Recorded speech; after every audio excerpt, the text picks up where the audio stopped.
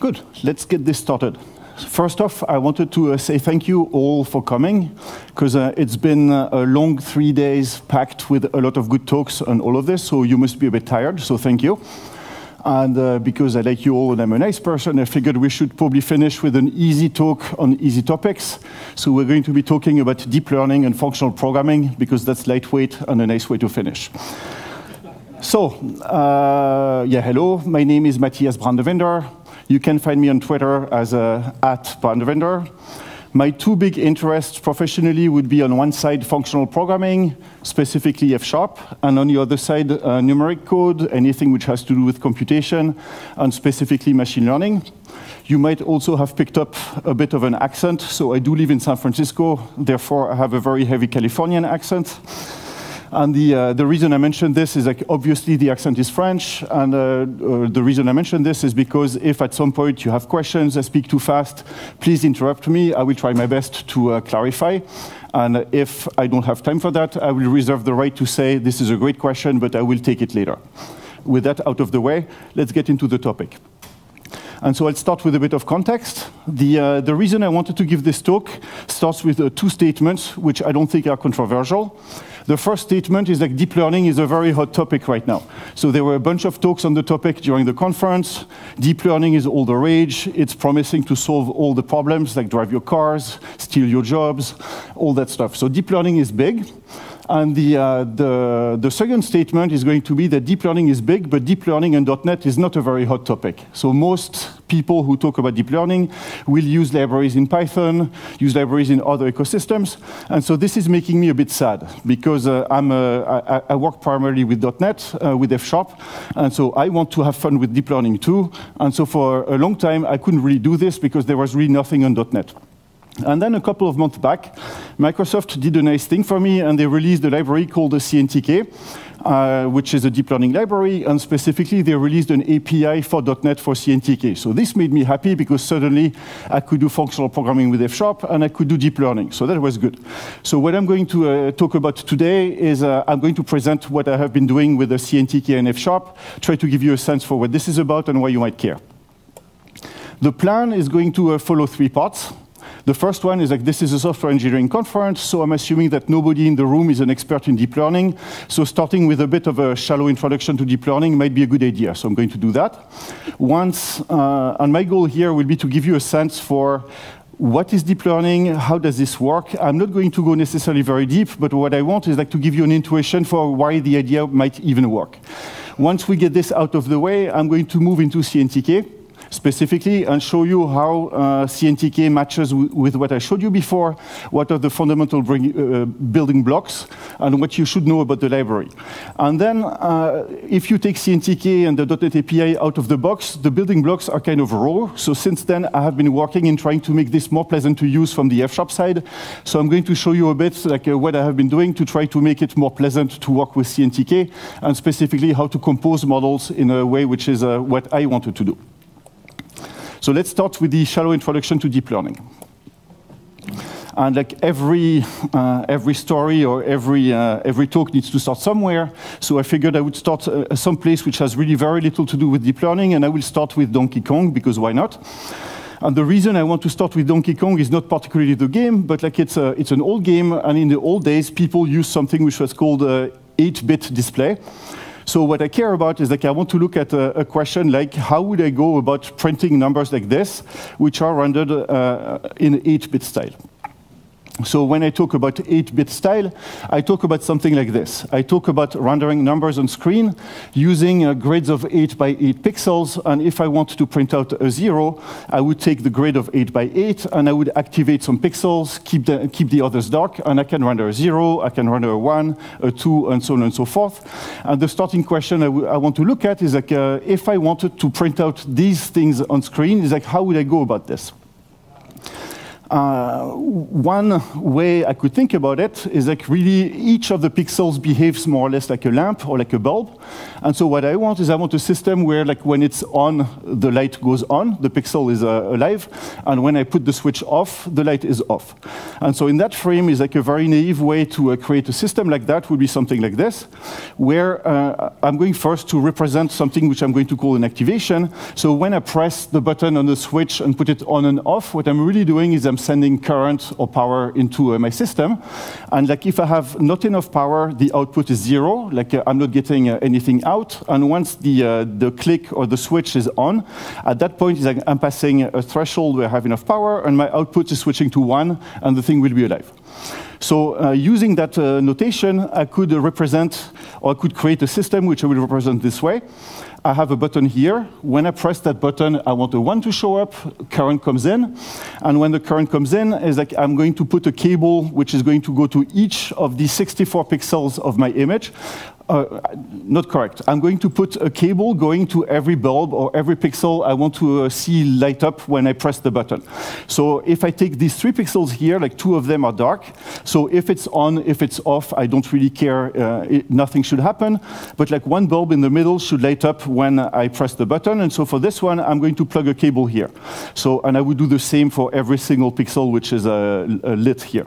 So in that case, like when I press on the button, the current flows in, and I will see a 1 pop up, and when I put it on off, is like I will see nothing on screen. So this would be one way I could build a display which is showing me like an image of a 1 or whatever I want.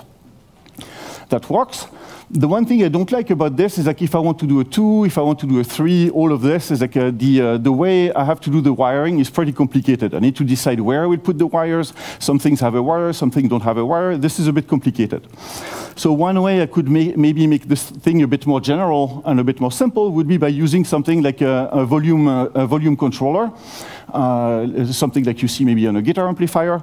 And so that way what I would have is like a switch where I can put it on and off. I push it into the controller, and depending on how the controller is set up, I could have the lamp on and off. So if it's off, it will always be off. If it's on, if the volume is on the maximum, my lamp will actually be on, and if it's not, if the volume is on 0, the lamp will not light up. What this would give me now is like instead of requiring a specific number of cables for each of the pixels, what I could do is I could really put cables from the input to every single output. So now I have like 64 cables. Each of the cables has a volume controller. And what I can do is I can now, all I have to do is I have to set 64 controllers to the right position to see a 1. So the way I'm going to call the controllers, I'm going to call them weights. So here I'm representing the same 3 pixels as before. Out of these 3 pixels on the 1, I want only one of them to be light up when the switch is on, and the 2 others should be dark. The way I would achieve this would be by, on the 3 corresponding cables here, each of them has a controller. One of them will have a weight of 0. Which means like if it's on, if it's off, the output will always be dark. The one in the middle is on 100%, so if the switch is off, it's going to be dark, but if the switch is on, it will be alive. And the last one is on 0, and so like it's always going to be dark.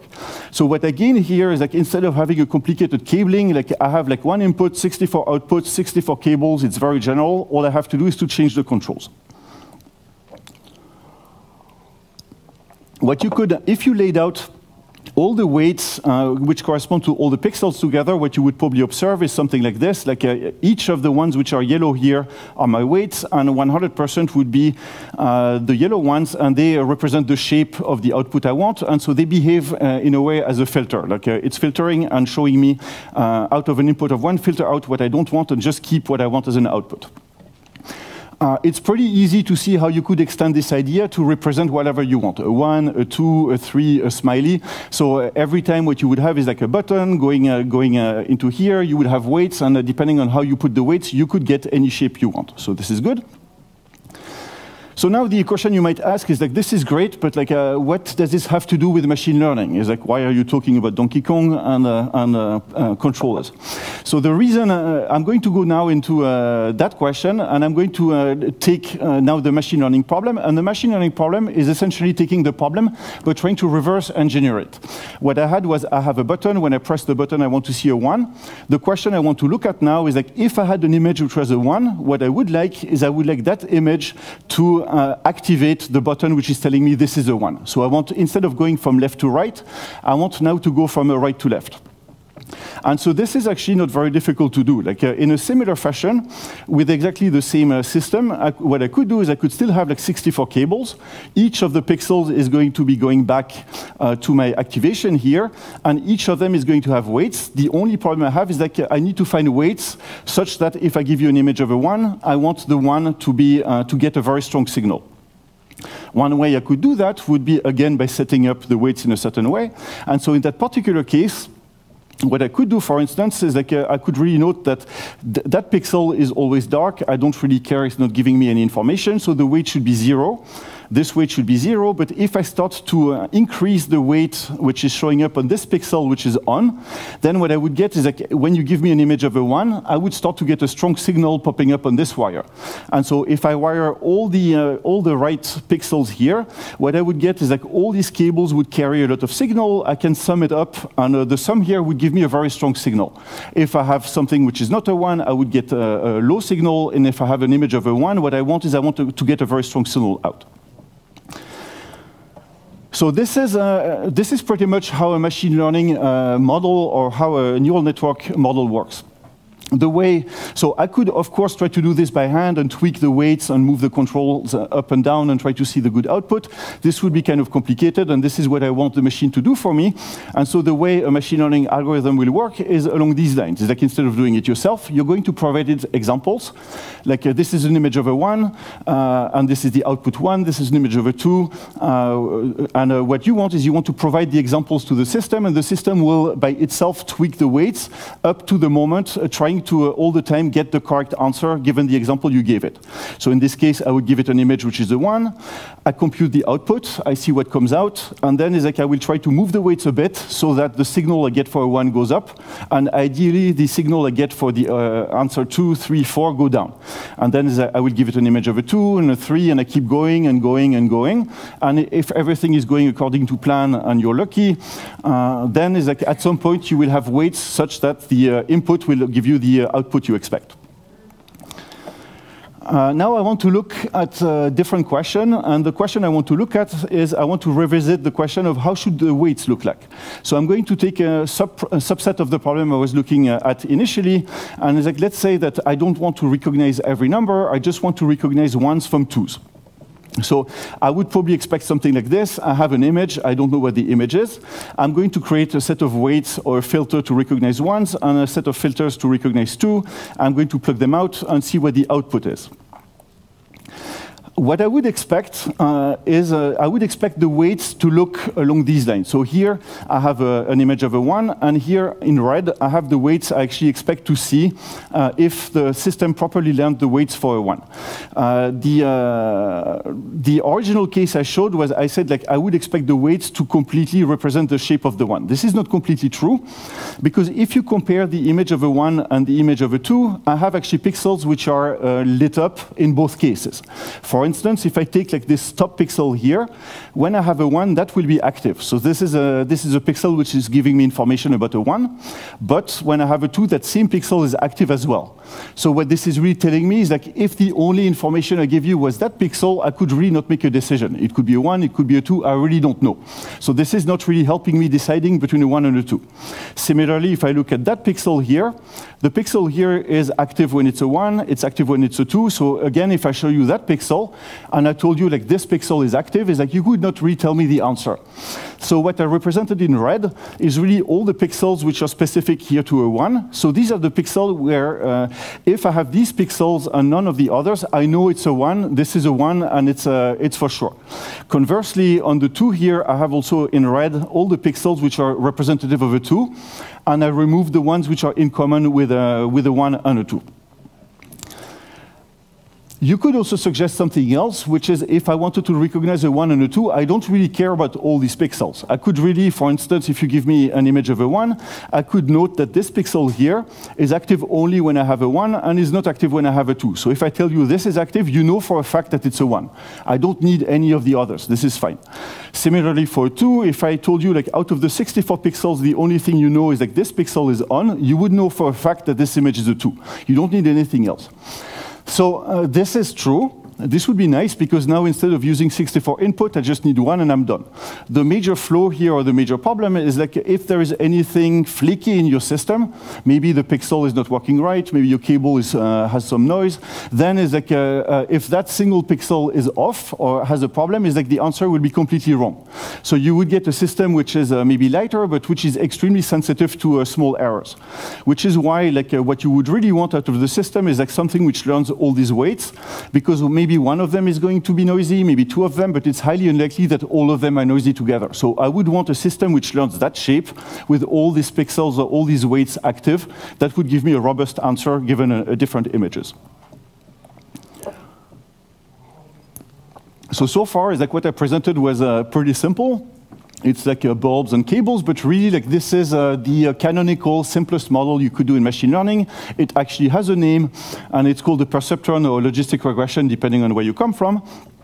It also has a characteristic which is it's called a densely connected layer, because what I did is like I had 64 input, I connected every single input to the output, so it's dense because like I'm using all the inputs together. It would be, I would describe it as shallow learning as opposed to deep learning, because what I have is just one single layer. And finally, like the job of machine learning or of a machine learning algorithm would be to find weights which make the system work. Another analogy you could take is really what we're doing here is like what we define is a couple of components. I describe them as filters, and what I'm doing is I'm taking a couple of blocks which behave as filters, and I'm putting them together with a bit of wiring. And what I'm doing is I'm saying like here is a wiring, here is a whole circuit. Now I'm going to give you examples, and I want you to specifically learn a way to wire this circuit so that the program will give me the answer I want. So one way to look at it is like here is a circuit, here are examples, and you're trying to have an algorithm learn a program to give you an answer you want. So I described the previous example as a shallow learning, so how about we try to go into a deep learning?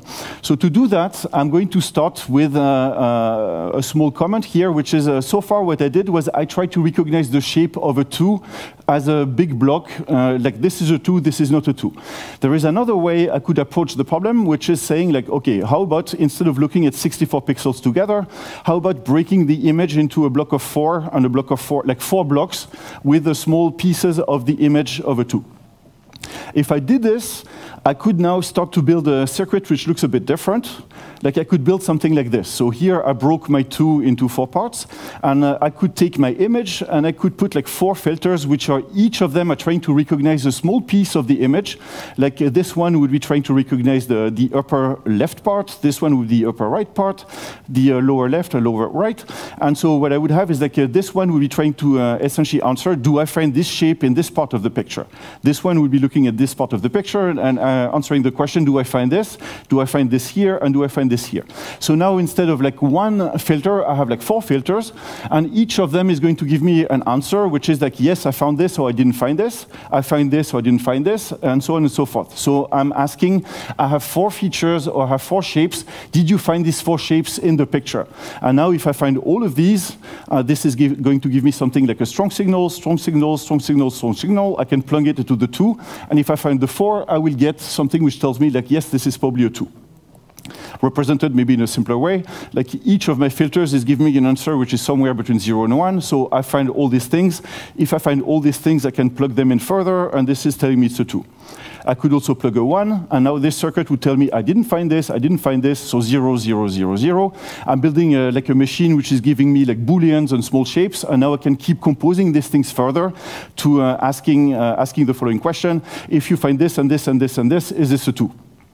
I could also, the nice thing here is I can start reusing these pieces for other shapes as well, because like that part is actually belonging to a 3 as well. So a 3 would look something like this, like did I find this, and I didn't find this and this and this. This is probably a 3. So this is nice, like I'm breaking a big thing which was recognizing just a 2 into something which is recognizing smaller pieces of information and trying to combine them into, if I found this shape and this shape and this shape, it's probably this bigger shape which I care about. So what I'm doing here is I'm building essentially a circuit board again, which is like bigger than what I had before. Instead of having just one filter or one sensor, I'm really building a model where I have an input, I'm feeding it in a bunch of sensors which have the same shape. Each of them are specialized into doing one small piece, which is, did you find this? Did you see this? Did you see this?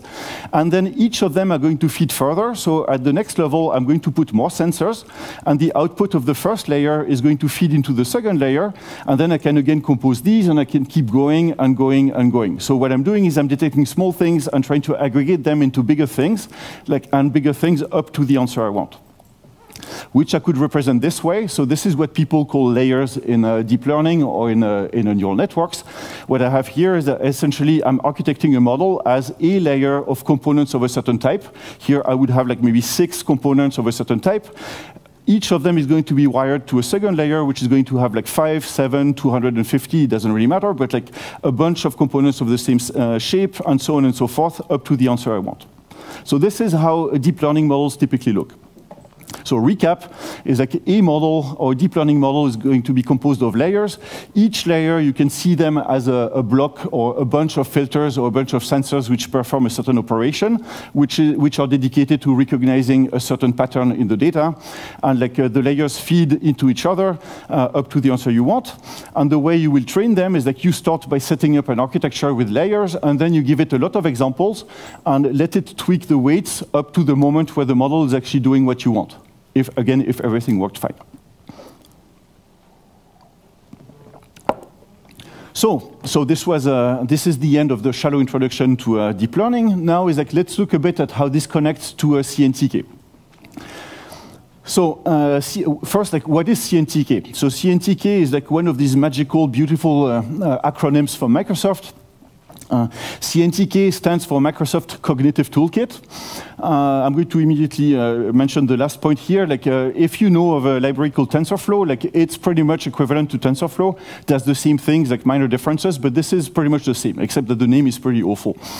It's an open source project, so the whole thing is on GitHub, GitHub Microsoft CNTK. What it gives you is it runs on CPUs, which is nice. It runs on GPUs, which is nice. It even runs on distributed GPUs, which is and it's been designed to run on a large set of GPUs, which is apparently something which it does better than TensorFlow. I don't know. I haven't compared this myself, but like I heard this was the case. It's one thing which I found. So that's one piece which is interesting. The other piece which is interesting about it is like CNTK is what's used by Microsoft internally. It's used on Skype, it's used on Bing, it's used on a couple of large-scale projects. For me, this is good news for 2 reasons. One of them is like if it works for the type of data sets or the volume of data which is happening at Bing, is like it's unlikely that I will ever have a data set that big. So scale should not be a problem. Like if it works for them, it's probably going to work for me. The second one is like there is a bit of a history at Microsoft at say pushing a library and saying you should absolutely use it. It's awesome. Of course, it's going to be supported. And 6 months later, it's like the library disappears. And so this is unpleasant, like happened to me in the past. This one is like I know that if they're using it internally, it's like I have a fairly solid guarantee that it's going to be around for a long time. So I feel safe using this. Technically, CNTK is written in C++, like that's what the core is written in. And it supports a couple of languages on top. So supports C++, like if you're a masochist and you want to write your deep learning models in C++, knock yourself out. But it also supports like Python, that's not a surprise. Supports a language called BrainScript, which is a scripting language, I think, which was custom done for CNTK. And supports also .NET, so which was the part which got me interested, because now I can use .NET to use this thing. what does CNTK do for you? So given what I described before, is like if I wanted a deep learning model, I need to do a couple of things. It's like one is like I need to create something like all these components together, connecting the input to the output. So CNTK gives you components to do that. Like you can create essentially an expression which tells you I have this input, this is how I'm going to feed it forward up to the output. The second piece is like if I need to learn using examples or learn using data, you need to be able to read data. So it provides a way to define essentially hooks from a source of data to the model, like you have readers. You have a bunch of algorithms built in such that you can essentially tell it how you want to learn weights, like gradient descent and a bunch of others. And if you had a model but could not save it, that would be a bit of a problem. So it also gives you a way to save the models and then reopen them in .NET, in Python, in whatever you want. So that once it's trained, you can then put it into your application and use it to predict whatever you care about predicting.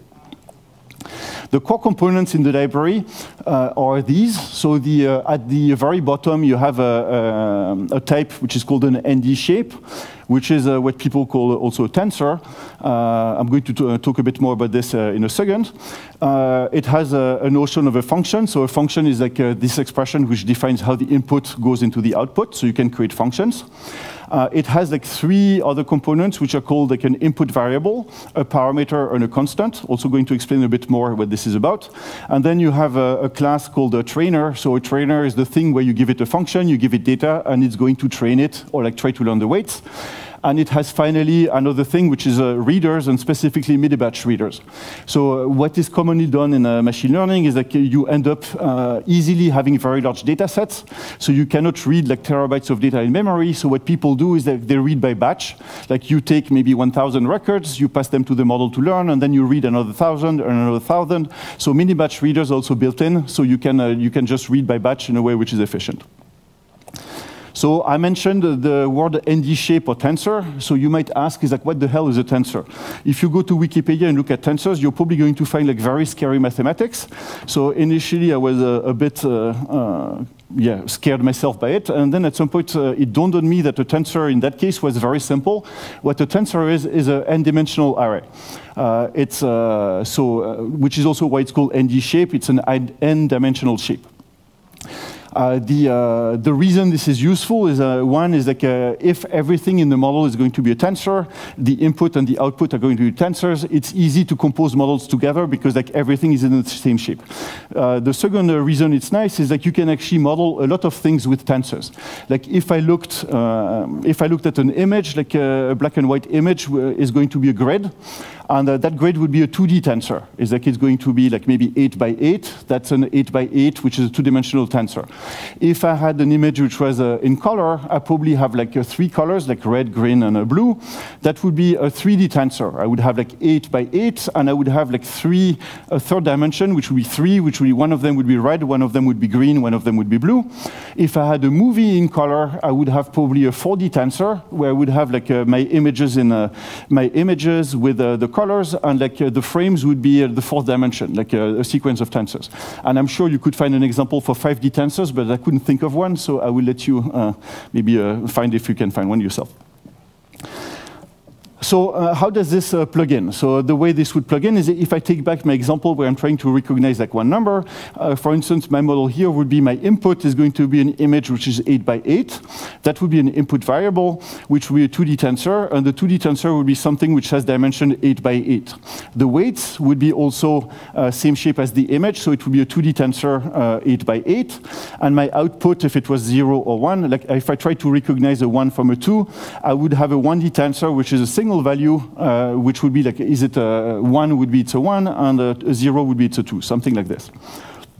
So I can model everything as a tensor, and I can compose my model that way. I could also write my function in a slightly different way. So if I forgot about tensors for a minute, I could look at the way it would look into code. And in code, the way I would make that model work would be along these lines. My input is a 2D array of numbers. My weights are a 2D array of numbers. I would compute first the output, which was like the product of the pixels by the weights. So the way this would look is like input 0, 0 times weight 0, 0, plus input 0, 1 times weight 0, 1, and so on and so forth. That would give me a number. And then then I would take that number and I would say if the number is higher than a certain threshold, like if the signal for 1 is high, then I will give you an answer of 1 and otherwise 0. So this is pretty much how it would look in code. And I could then write it this way, like a fully trained model would do this operation. The model would say, like, give me an array of floats, give me, which is the input, the image, give me an array of floats, which is the weights, give me a threshold, and I could just compute the output of the model. So this would be nice. The one problem you have is like initially you don't have weights computed, and what you want is you want the model to be able to learn. And on one side, what I represented here is like all the inputs are just arguments to the function, but for the learning algorithm is like you need to make a distinction, and the distinction is like the image you give me, I cannot change because that's an input. So I cannot do anything with it. But what I'm going to do is I'm going to try to learn weights, and so this is an input which I'm actually allowed to change so that the output gets closer to the output I want to see. And so for that reason is like in a pure code way, like the input and the weights behave exactly the same way, but when you create a model and you want to train it, is like you need actually to tell the model, like these are the things you can change, these are parameters, and these are the things you cannot change, these are the variables.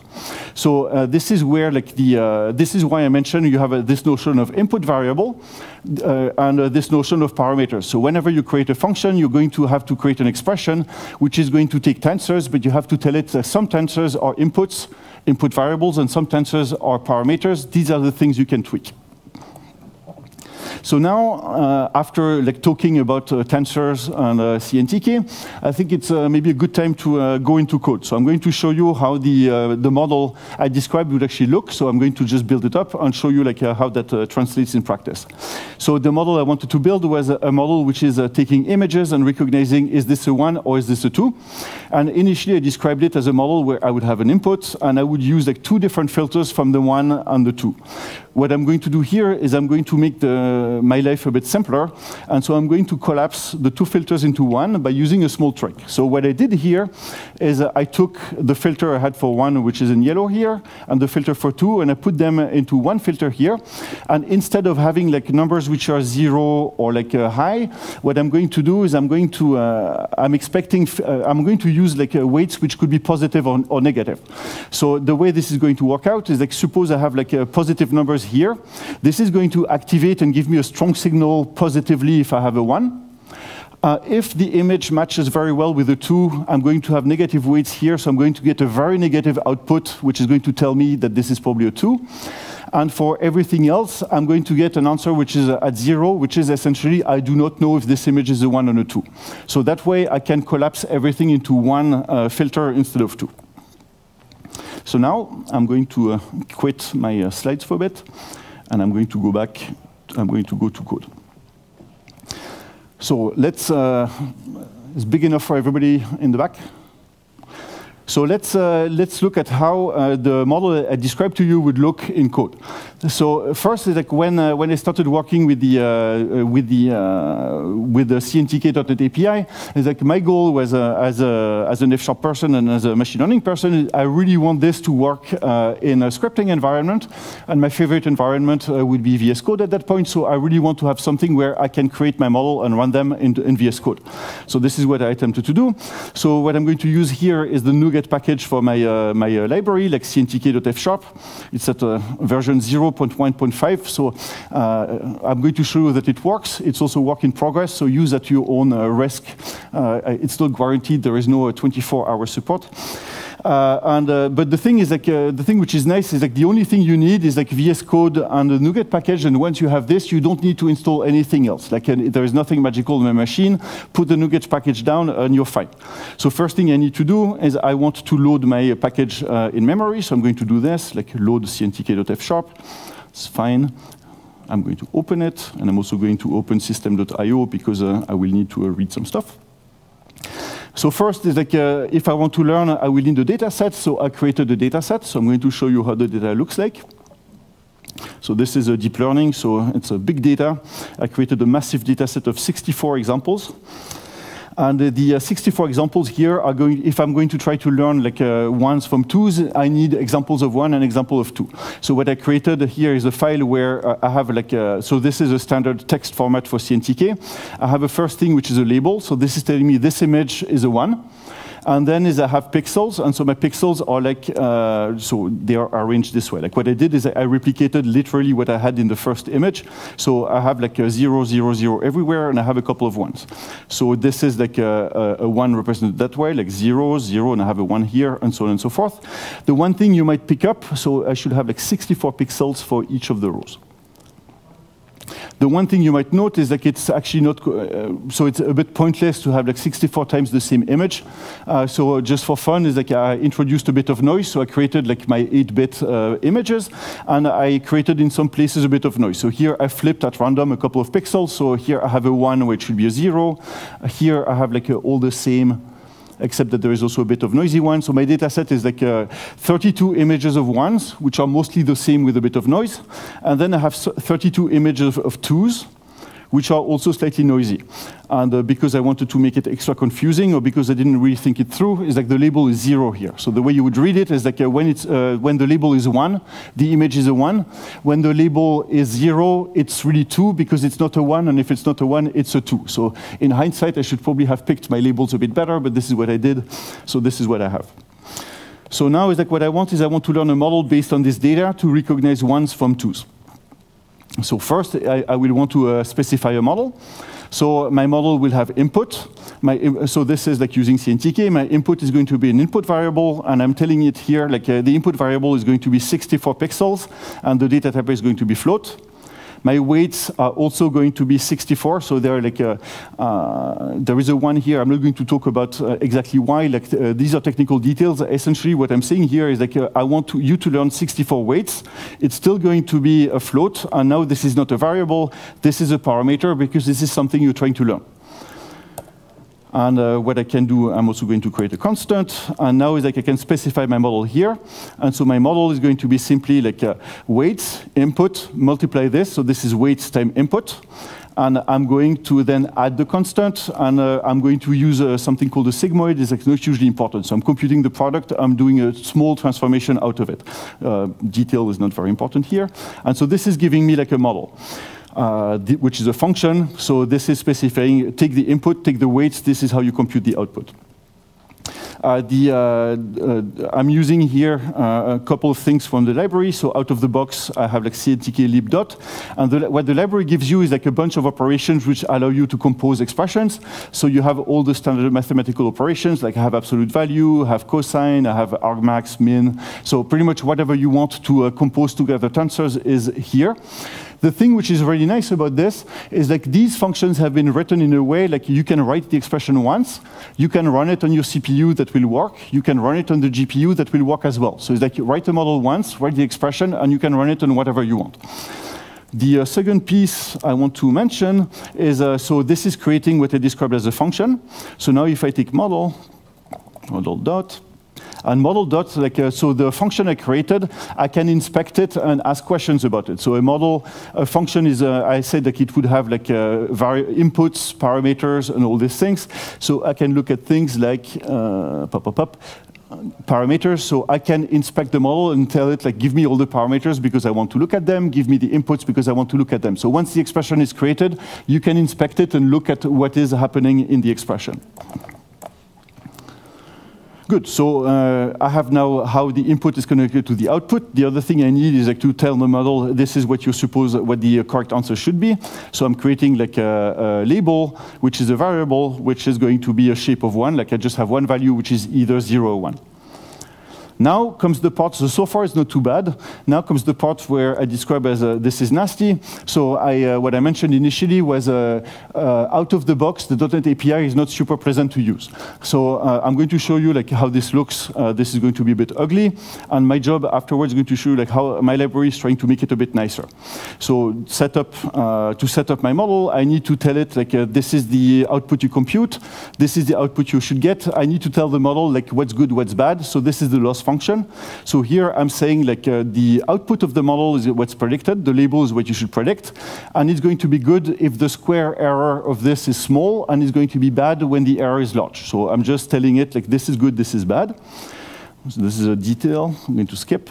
I'm going to tell it like to learn the model, you will be allowed to tweak the parameters. So this is what, here I have model.parameters, like this is what you're going to tweak to get the correct answer.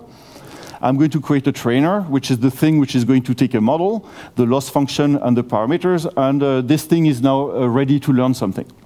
So at that point, what I need to do is I need to feed it with data, so let's do that.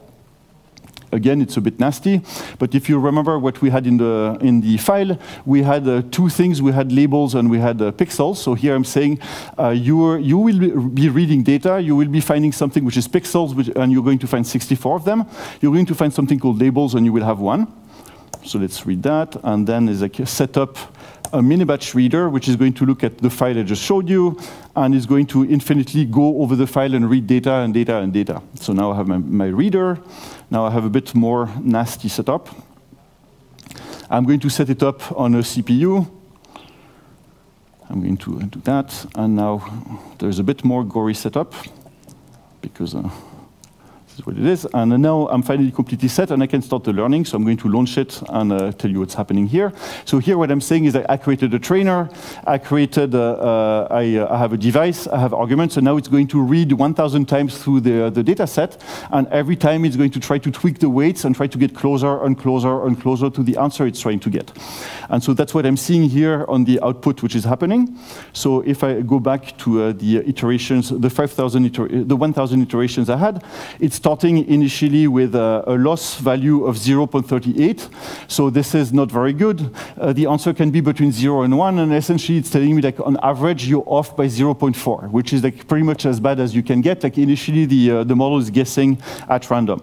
And as I go through, is that you can see that the loss is progressively starting to go down. So it's going down, down, down, down, down. And so what this is telling me is like the model every step is learning weights and getting weights which are better, and the answer is getting closer and closer to what you want.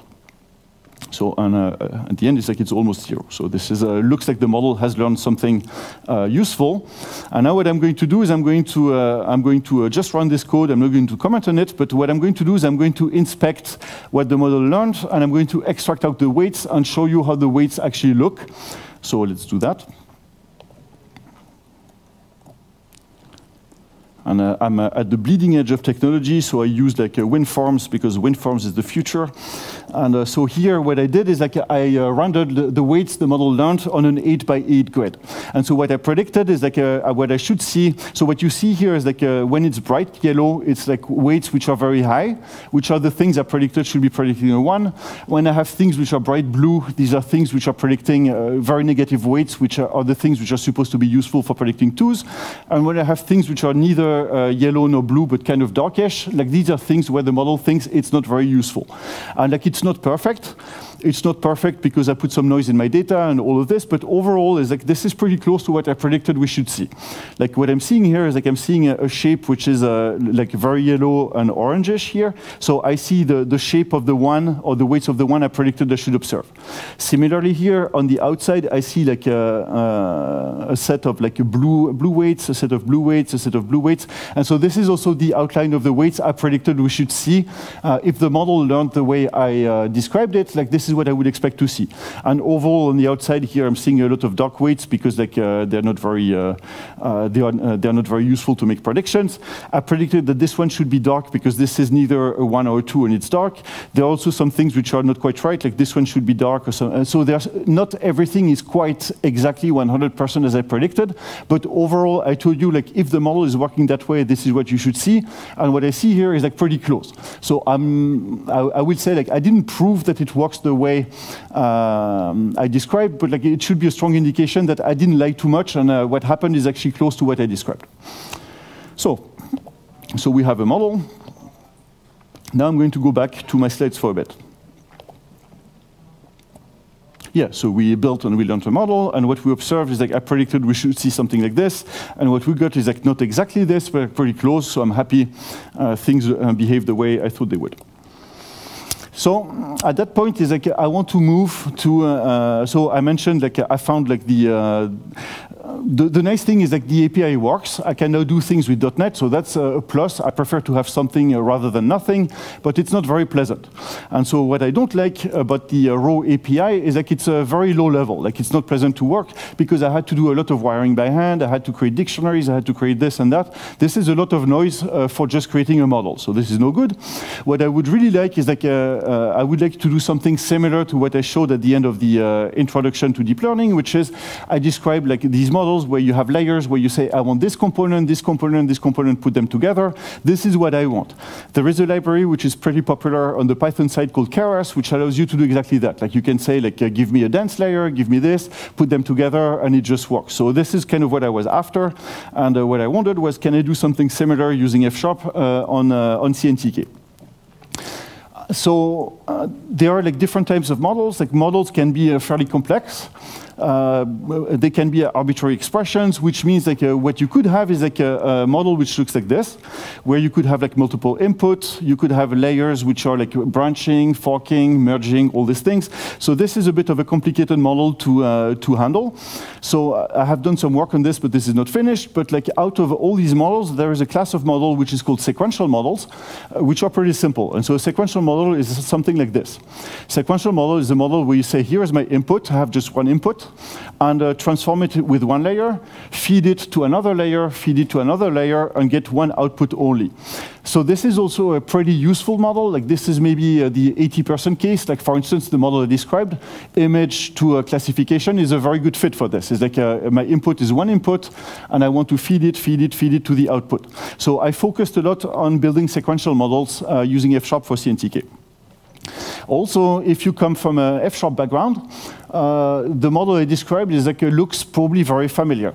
Like this is the prototypical pattern in F# where like you have an input and then is like you pipe it into a first layer which is going to do a transformation.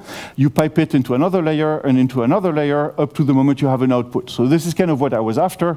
Is like can I model sequential models using that pattern?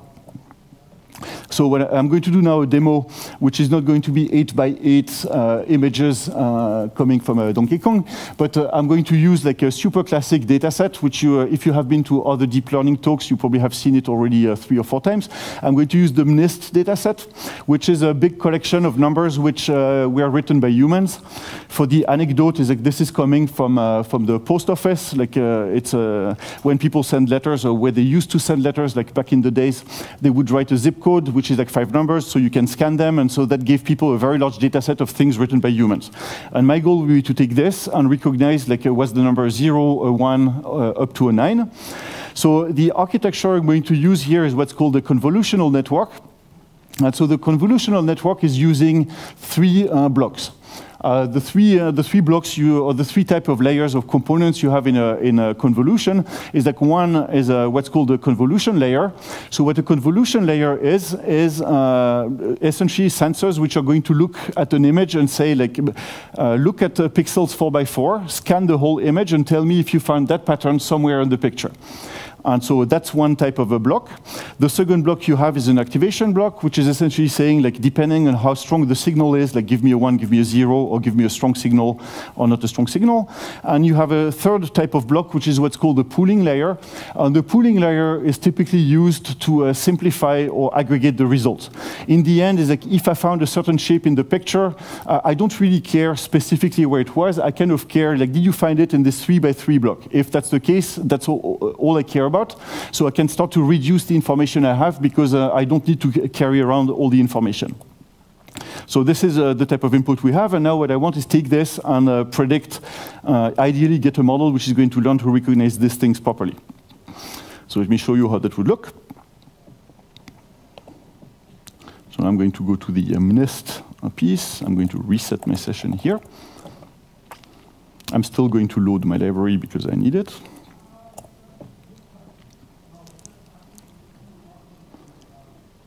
And so the data set I'm going to be using is pretty similar. It's just like more data. So I'm using a small subset of the MLIS data set. I didn't use the complete one.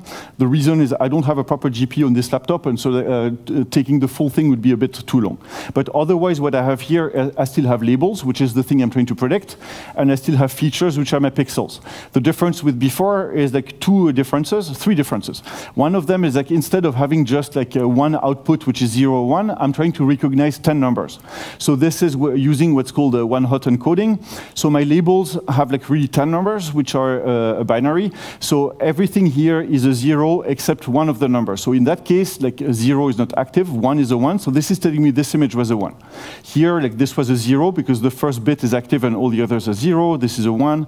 This is 0, 1, 2, 3. So this is a 3. So I'm encoding here with like 10 values. Like one of them is hot, is telling me which of the 10 answers this is. And the features, same thing, like this a lot of pixels. Instead of 64, I now have like close to 800 pixels. And the other difference is like I have like 5,000 images instead of just like 64. So just more of it, but conceptually the same thing as before. So let me go to my model. So to model this, I will create still an input variable. Now instead of being like 8 by 8, it's going to be 28 by 28. My labels, instead of being just like a 1, it's going to have something which is like 10 possible values, like is it a 1, is it a 0? And now the big difference is like what I built up was something which allowed me to compose together layers. So I described two types of layers I will be applying. So the first one is a convolution. So here I'm creating like a configuration for my convolution, and I'm essentially saying, when you look at the picture, I want you to look at blocks of 3 by 3. This is where you're going to look for a pattern. So find me useful patterns of 3 by 3 to recognize images. And same thing here is like the pooling layer is also going to look at blocks of 3 by 3. If you find a pattern in like blocks of 3 by 3, I don't care which one, just tell me you found it in this area. And so if I have this set up now, I can create my model. And my model is simply going to be stacking up layer on layer on layer. So here what I have is like first, I'm going to take my input and I'm going to scale it. So this is using my library. Like now if I do layer dot, I'm going to have available a couple of things. I have a dense layer, I have a dropout layer, scale layer. So I have a couple of things I can just start using without having to do it all by hand. So I'll take my input and I'm going to scale it from 0 to 255 to 0 to 1. Then I'm going to pipe it into a convolution. So here I'm saying, like, take that input, pipe it into a convolution, and I want you to use 4 features or 4 convolution components in this layer. Then I'm going to pass it into an activation which is called a ReLU. Then I'm going to pull it, and then I'm going to add another layer, which is now going to be still a convolution, but I want you to take like 8 filters instead of 4, and keep doing the same thing, and go up to a dense layer. So the nice thing here is that I removed a lot of the noise. If I wanted to change my model, it would be pretty easy. I could just change it to 16. I could just insert new layers. So now I'm in a place which is just much easier to work with. So let me go back to this. My model is created. Now I'm going to create a specification for my model. So I'm going to say like the features are the input, the labels are the labels. So this is like maybe a sugar, syntactic sugar on top of the library. My model is fully specified. Input, output model, like this is what you have. And this is the loss function you're going to use. Now I need to read my data. So going to do this right here. I'm going to say like you're going to read something called features and something called labels.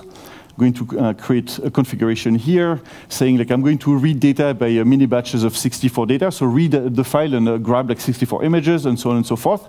I'm going to run it on a CPU because unfortunately I don't have a GPU here.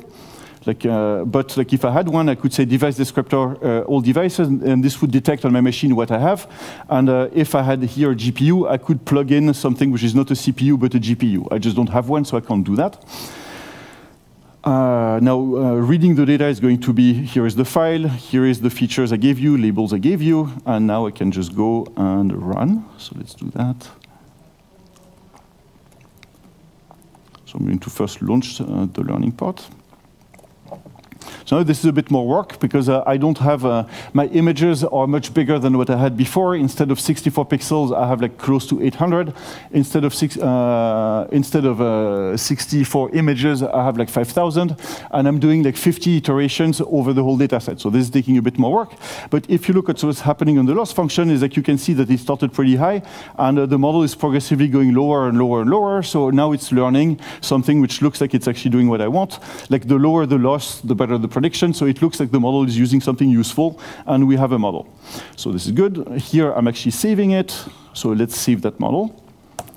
And if I save my model, I can look at the way the model looks.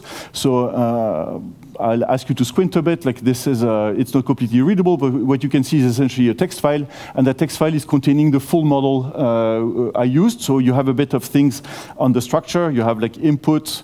You can see some operation. I see a convolution. I can see this. So it's describing both the model I ran, and it's also storing all the values of the weights I learned. And so the nice thing with this is like now this file is describing everything I learned.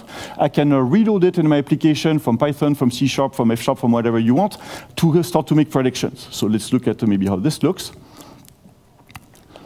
And so I'm going to do it in F# because that's, so I'm going to say like read that file. And where is the reader? So yeah, I'm not showing all the details here. I hid a bit of it behind the scenes. But first, like what I did is like I reread the model I just saved, and I computed like the predictions on like 500 images. And so here, all I do is I look at 500 images and I'm counting all the mistakes. And here, what I'm getting is like out of 500 images, I'm getting 9 mistakes, which is something like 2%. If I had more data, if I had a GPU and all of this, I could get this to a much better. But this is already like pretty decent. And what I can do as well is I can produce predictions, and I can look at how it looks. So here I'm taking a couple of images. So this is a 3, prediction was 3, so that's not too bad. That looks like an easy one, and it's predicting a 1. So this is a bit harder, and it predicts correctly. This is actually a 5, which is not entirely trivial, and the model figures it just fine. A 7, like I have this, like I don't know if I would even guess this is a 7, but it looks like the model thinks it's a 7, so it's maybe smarter than me. A 5, a 9, even like there is a big smudge here and all this, and it picks up just fine. And so if I look at a bit at all of these, like it looks like essentially my model is even like a 2. Look at this, like this is pretty nasty, but got it right. So long version short is like it looks like we trained the model. It was not too difficult to set up, and it's like the model is actually doing a pretty decent job at predicting images. So I'm happy. So let me close this. And I think this is what I had here. So now I'm going to go back quickly to my slides. As a conclusion on this is like what I hope I showed you first is like, yes, my library is at version 0.1.5. It's work in progress, it's not finished, but it's usable. It's like I can use it, I can make predictions with it, I can save models, so it works. If you want to play with it, like the repository is on NuGet. The repository is called CNTK.F# on GitHub. The NuGet package is there, you can use it. What I have so far is that I have decent sequential models. Convolution models are there. Like I just added GPU support, so if you have a GPU, you should be able to run it with a GPU, has to be a CUDA card. What I'm working on right now with friends is like adding more layers, specifically recurrent networks and LSTM models, also non-sequential ones.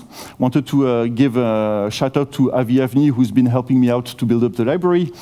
And the last thing I wanted to say is like I talked about CNTK and CNTK from .NET. So there is another project which is taking place called TensorFlow Sharp. So TensorFlow Sharp, as you can imagine, is a TensorFlow for F# or C#, like for .NET languages. The reason I didn't work on TensorFlow was at the time the library was not there. So I started with CNTK first, and I was happy with it. But I hear there is good work happening on it. So you might also want to check it out if what you want is deep learning on .NET. And I think this is what I had. So I will say thank you first. I hope you got something out of the talk. Again, like I'm looking for help, like especially if you know anything about recurrent network. I would love to find an expert on recurrent networks.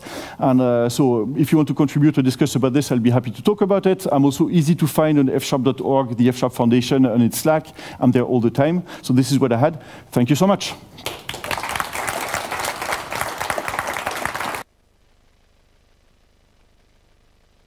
Minutes and 30 seconds, so if you have questions, I can probably take a couple of questions. So do people have questions? People have no questions, so enjoy the rest of the evening. Thank you.